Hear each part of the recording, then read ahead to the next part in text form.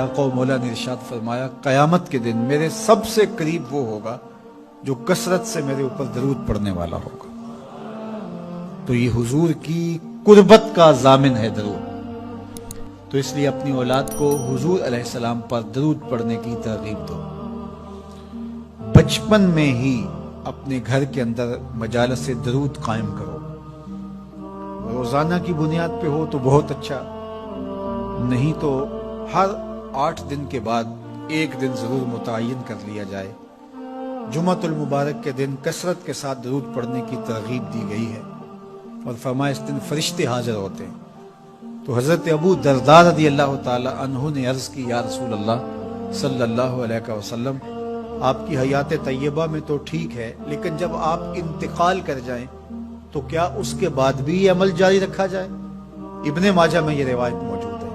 تو حضور علیہ السلام نے حضرت ابو درداء سے فرمایا ہاں میرے وصال کے بعد بھی اس عمل کو جاری رکھنا، اور ساتھ ارشاد کیا کہ ان اللہ حرم علی الارض ان تاکل اجساد الانبیاء فنبی اللہ حی یرزق. اللہ نے مٹی پر حرام کر دیا ہے کہ وہ نبیوں کے جسموں کو کھائے. نبی قبروں میں زندہ ہوتے ہیں، ان کو رزق بھی دیا جاتا ہے.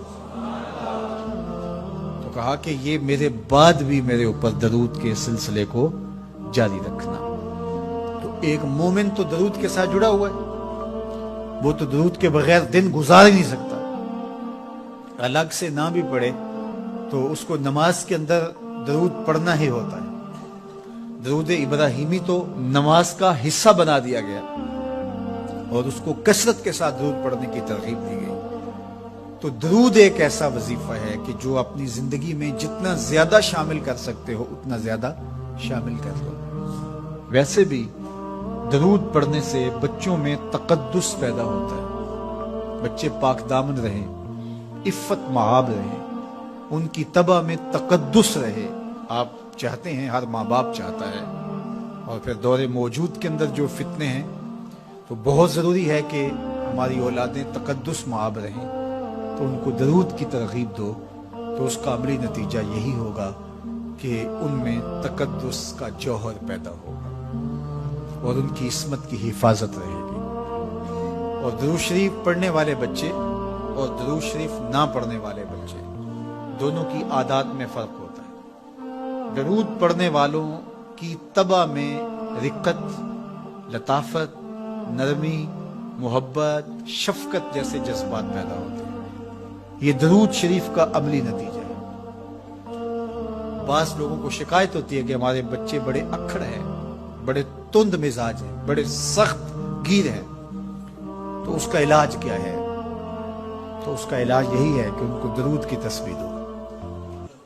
درود اکڑ توڑ دیتا ہے، طبیعت کی تندی نکال دیتا ہے، طبائع کی تلخیاں ختم کر دیتا ہے، محمد عربی کے نام کی مٹھاس پیدا کر دیتا ہے. حضور کا نام شہد سے میٹھا ہے، دل آویز ہے. کھنڈ میں اتنی مٹھاس نہیں ہے، شکر اور گڑ میں اتنی مٹھاس نہیں ہے، شہد میں اتنی مٹھاس نہیں ہے، کاند اور نبات میں اتنی مٹھاس نہیں ہے جتنی نام محمد میں رکھی ہے. ان کا نام لبوں پر آئے، میٹھا میٹھا منہ ہو جائے. ان کے بول بہاروں جیسے اور اصحاب ستاروں جیسے. ان سا پیارا اور نہ کوئی، ان سے بچھڑ کے لکڑی روئی. جب وہ سیر کو جایا کرتے، سر پہ بادل سایا کرتے. میرے شہر کے ایک پنجابی شاعر ہیں، انہوں نے تو قلم ہی توڑ دیا نا. تینو سینے دی میں ٹھنڈ آکھاں، اگر آپ کا ذوق ہو تو. تینو سینے دی میں ٹھنڈ آکھاں، شہد گلاب تے کھنڈ آکھاں. تینو نبیاں دا میں لاڑا آکھاں، تیرے ہجر دے وچ میں ہاڑا آکھاں. تو ان کا نام ہی میٹھا ہے، دل آویز ہے. تو درود غصہ ختم کرتا ہے، طبیعت کی تلخی اور تندی مٹا دیتا ہے، اکھڑ پن ختم کرتا ہے. تو آپ اگر چاہیں کہ اولاد اکھڑ ہے تو ان کو کسی طرح درود پہ لے آئیں، درود کی تسبیح ان کے ہاتھ میں دے دیں.